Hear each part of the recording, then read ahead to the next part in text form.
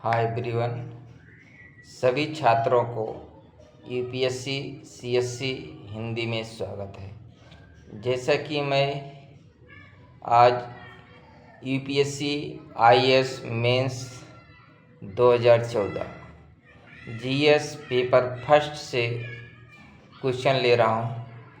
अगर आपने यूपीएससी के प्रीवियस ईयर्स के क्वेश्चनों को हल कर लिया तो मेरा ये दावा है कि आपको किसी भी प्रश्न को हल करने में कहीं से कोई कठिनाई नहीं होगी। फिर आपको एनसीईआरटी कक्षा 6 से लेकर कक्षा 12 तक history, geography, polity, economics plus science tech का क्वेश्चन अगर एनसीईआरटी कर लिए तो आपको टॉप 100 में आने से कोई नहीं रोक सकता है। जैसा कि आज अगला प्रश्न है, भारत में 18वीं शताब्दी के मध्य से स्वतंत्रता तक अंग्रेज़ों की आर्थिक नीतियों के विभिन्न पक्षों का समालोचनात्मक परीक्षण कीजिए। 150 शब्दों में हमें लिखना है क्योंकि ये 10 अंक का क्वेश्चन है। अब हम उत्तर, क्योंकि हमको तीनों को बैलेंस बनाकर चलना है। इंट्रोडक्शन भी बढ़िया होना चाहिए, मेन बॉडी पार्ट भी बढ़िया होना चाहिए, उसके बाद संक्षिप्त में हमको कंक्लूजन लिखना, उसका निष्कर्ष। अब हम भूमिका पर चलते हैं। 18वीं सदी के मध्य से आज़ादी तक भारत में अंग्रेज़ों की आर्थिक नीतियों का भारत की अर्थव्यवस्था और समाज पर गहरा प्रभाव पड़ा। ये नीतियां मुख्य रूप से ब्रिटिश साम्राज्य के हितों को ध्यान में रखकर बनाई गई थी और इसका उद्देश्य उसके आर्थिक और राजनीतिक उद्देश्यों को पूरा करना था। अब हम मुख्य भाग पर चलते हैं। 18वीं शताब्दी के मध्य से स्वतंत्रता तक भारत में अंग्रेज़ों की आर्थिक नीतियों के विभिन्न पहलू नीचे सूचीबद्ध हैं। नंबर 1, राजस्व प्रशासन के क्षेत्र में क्या क्या उन्होंने काम किया। अंग्रेज़ों ने भारत में विभिन्न भू राजस्व प्रणालियाँ शुरू की, जैसे अस्थाई बंदोबस्त, रैयतवाड़ी और महलवाड़ी प्रणालियाँ। दूसरा है व्यापार एवं वाणिज्य। ब्रिटिश आर्थिक नीतियों ने भारत से ब्रिटेन को कच्चे माल के निर्यात और भारत में ब्रिटिश निर्मित वस्तुओं के आयात को बढ़ावा दिया। तीसरा है विऔद्योगीकरण। भारतीय हस्तशिल्प और लघु उद्योग मशीन निर्मित ब्रिटिश सामानों के साथ प्रतिस्पर्धा नहीं कर सके, जिससे व्यापक बेरोजगारी की स्थिति उत्पन्न हुई और पारंपरिक उद्योगों का पतन हुआ। अब हम चौथा देखते हैं, रेलवे के क्षेत्र में क्या योगदान दिए। रेलवे ने भारतीय बाजार के एकीकरण और परिवहन में सुधार को योगदान दिया। उनका प्राथमिक उद्देश्य ब्रिटिश आर्थिक हितों की सेवा करना था। भारत में प्रथम रेलवे का आगमन 1853 में मुंबई से ठाणे के बीच में हुआ था। पांचवा है धन की निकासी। इसमें ब्रिटिश कंपनियों द्वारा मुनाफे का प्रत्यावर्तन ब्रिटिश अधिकारियों के वेतन और पेंशन और रेलवे जैसी बुनियादी ढांचा परियोजनाओं के लिए लिए गए ऋण पर ब्याज भुगतान शामिल था। अब हम निष्कर्ष पर चलते हैं। ब्रिटिश आर्थिक नीतियों का उद्देश्य भारत को एक उपनिवेश के रूप में बनाए रखना और ब्रिटेन के आर्थिक लाभ को सुनिश्चित करना था।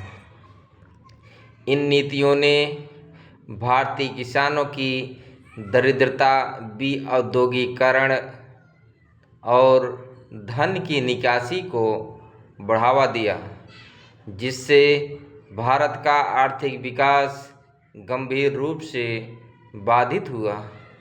हालांकि कुछ सकारात्मक परिणाम जैसे कि बुनियादी ढांचा का विकास आदि देखे गए, लेकिन ये लाभ ब्रिटिश आर्थिक नीतियों के हानिकारक परिणामों से कहीं अधिक थे। भारतीय समाज और अर्थव्यवस्था पर इन नीतियों का नकारात्मक प्रभाव स्वतंत्रता संग्राम के लिए प्रेरणा का एक प्रमुख कारण बना। अब हम अगले प्रश्न पर चलते हैं। किन प्रकारों से नौसैनिक विद्रोह भारत में अंग्रेजों की औपनिवेशिक महत्वाकांक्षाओं की शवपेटिका में लगी अंतिम कील साबित हुआ था? 150 शब्दों में हमें लिखना है, क्योंकि 10 अंक का क्वेश्चन है। भूमिका 1946 में रॉयल इंडियन नेवी (RIN) के विद्रोह ने भारत में उपनिवेशवाद विरोधी संघर्ष में महत्वपूर्ण योगदान दिया। यह विद्रोह द्वितीय विश्व युद्ध बाद भारतीय सैनिकों पर पड़ने वाले प्रभाव के कारण RIN का विस्तार हुआ, जिसमें विविध पृष्ठभूमि से भर्ती होने वाले लोग शामिल थे। यह विद्रोह भारतीय नौसेना के सैनिकों और अधिकारियों द्वारा बेहतर वेतन, भोजन और कार्य परिस्थितियों, नस्ली भेदभाव के अंत और भारत की स्वतंत्रता की मांग को लेकर शुरू किया गया था। यह विद्रोह केवल नौसेना तक सीमित नहीं था, बल्कि पूरे देश में फैल गया, जिससे भारतीयों में राष्ट्रवादी भावना और स्वतंत्रता की इच्छा जागृत हुई। अब हम मुख्य भाग पर चलते हैं। नीचे सूचीबद्ध विभिन्न कारक हैं जिन्होंने नौसैनिक विद्रोह को भारत में ब्रिटिश औपनिवेशिक आकांक्षाओं के ताबूत में आखिरी कील साबित करने में योगदान दिया। नंबर 1, व्यापक समर्थन। विद्रोह को भारतीय आबादी, राजनीतिक नेताओं और रॉयल इंडियन एयरफोर्स और स्थानीय पुलिस सहित सशस्त्र बलों के विभिन्न वर्गों से व्यापक समर्थन मिला था। दूसरा है ब्रिटिश प्रशासन पर प्रभाव। इसने ब्रिटिश औपनिवेशिक सरकार की कमजोरी को उजागर किया, जिससे पता चला कि वह अब भारत पर नियंत्रण बनाए रखने के लिए भारतीय सशस्त्र बलों की वफादारी पर भरोसा नहीं कर सकते थे। तीसरा पॉइंट है भारतीय राष्ट्रीय कांग्रेस और मुस्लिम लीग पर प्रभाव। नौसेना विद्रोह ने भारत के दो मुख्य राजनीतिक दलों, भारतीय राष्ट्रीय कांग्रेस और मुस्लिम लीग को तत्काल स्वतंत्रता की मांग में एक साथ ला दिया। चौथा है सत्ता हस्तांतरण में तेजी। और टाइपिंग में मिस्टेक हो गया है। चौथा है सत्ता हस्तांतरण में तेजी। पांचवा है अंतर्राष्ट्रीय दबाव। अब हम निष्कर्ष पर चलते हैं। 1946 का रॉयल इंडियन नेवी विद्रोह भारत में ब्रिटिश औपनिवेशिक आकांक्षाओं के ताबूत में आखिरी कील साबित हुआ। नौसैनिक विद्रोह ने भारत की स्वतंत्रता की प्रक्रिया को तेज कर दिया, जिससे ब्रिटिश औपनिवेशिक शासन का अंत हुआ और भारत के इतिहास में एक नए अध्याय की शुरुआत हुई। अब हम अगला प्रश्न पर चलते हैं। विश्व में घटित कौन सी मुख्य राजनीतिक, आर्थिक और सामाजिक गतिविधि ने भारत में उपनिवेश विरोधी संघर्ष को प्रेरित किया? क्योंकि हमें 150 शब्दों में लिखना है। अब हम भूमिका पर चलते हैं। भारत में उपनिवेशवाद विरोधी संघर्ष एक महत्वपूर्ण ऐतिहासिक आंदोलन का प्रतिनिधित्व करता है, जो 19वीं सदी के अंत और 20वीं सदी की शुरुआत के दौरान वैश्विक राजनीतिक, आर्थिक एवं सामाजिक घटनाक्रम के प्रति उत्तर के रूप में उभरा था।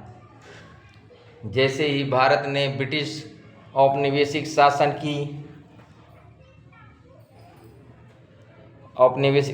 की बेड़ियों से मुक्त होने की कोशिश की, विभिन्न शक्तियाँ आंदोलन को आकार देने और प्रेरित करने के लिए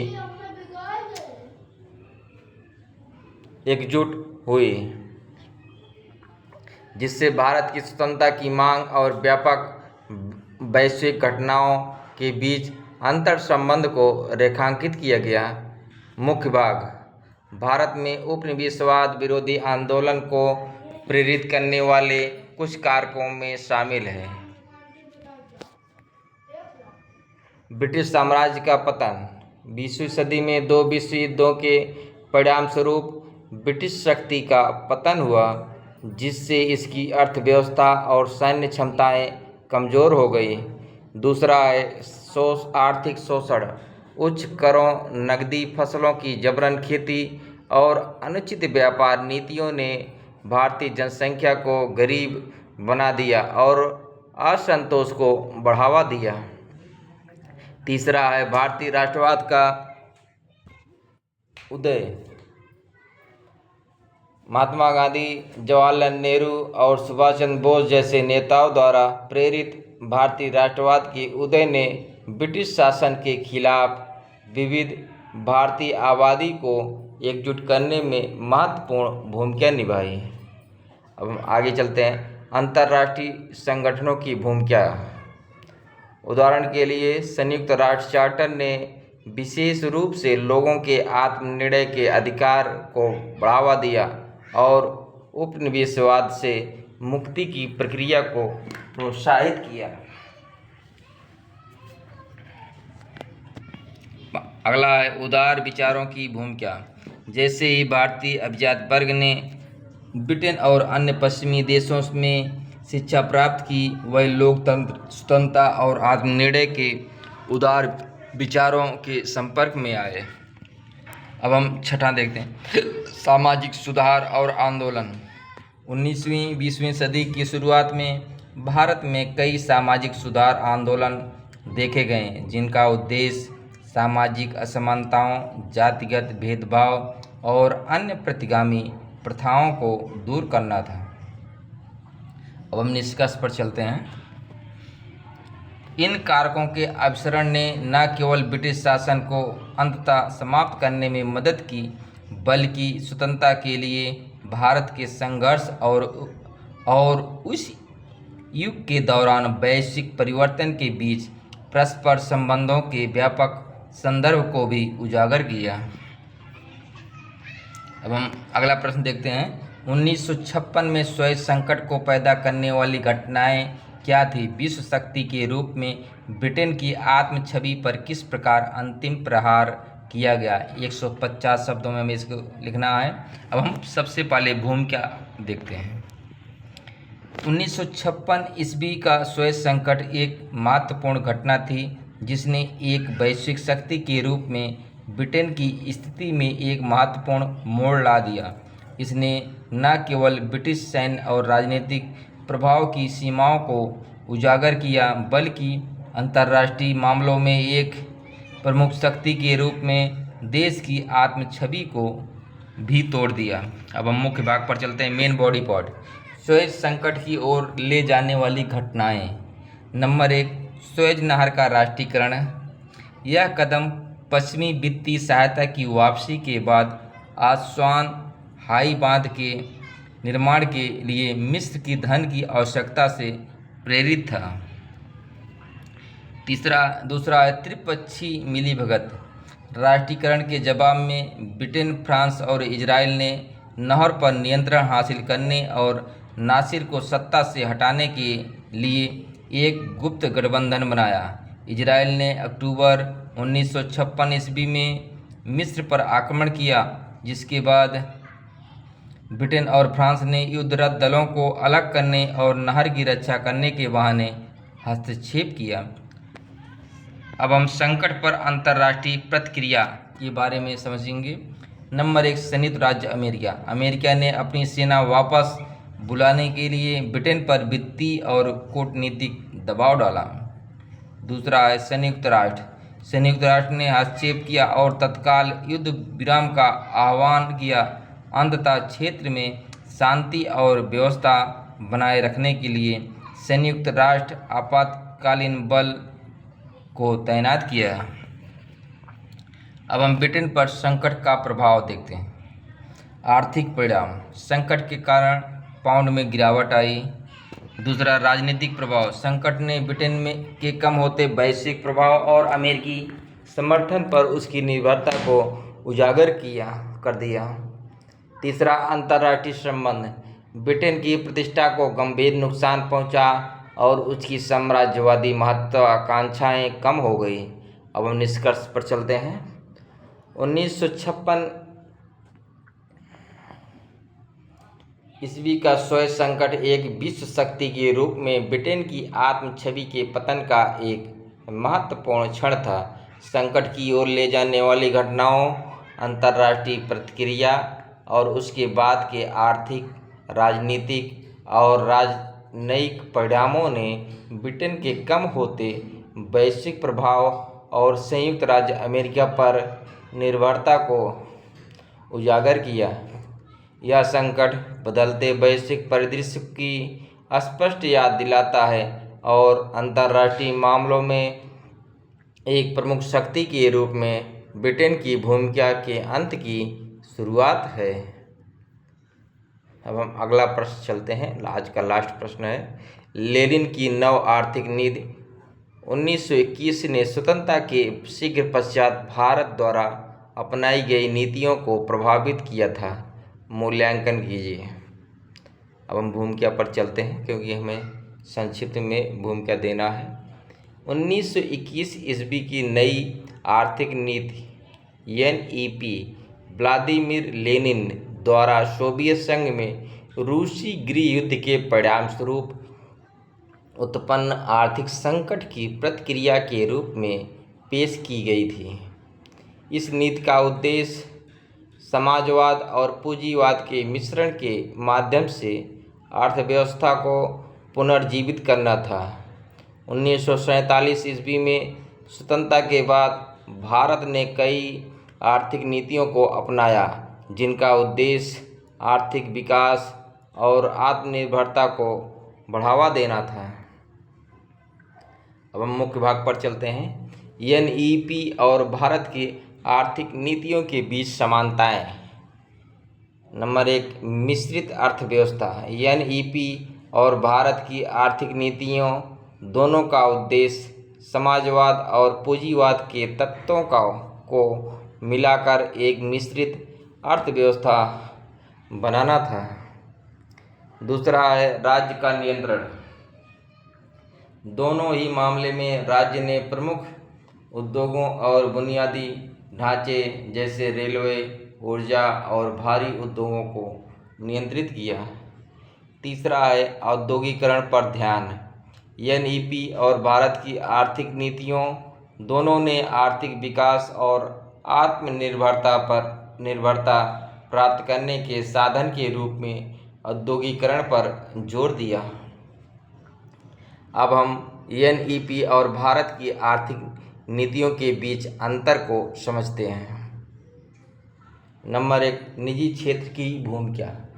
हालांकि NEP ने कुछ निजी उद्यमों को अनुमति दी थी, लेकिन इसका दायरा सीमित था और सख्ती से नियंत्रित किया गया था। इसके विपरीत भारत की आर्थिक नीतियों ने निजी क्षेत्र के विकास के लिए अधिक जगह प्रदान की और उद्यमशीलता को प्रोत्साहित किया। लोकतंत्र के प्रति प्रतिबद्धता। भारत की आर्थिक नीतियां सोवियत संघ के सत्तावादी शासन के विपरीत एक लोकतांत्रिक राजनीतिक प्रणाली के संदर्भ में बनाई गई थी।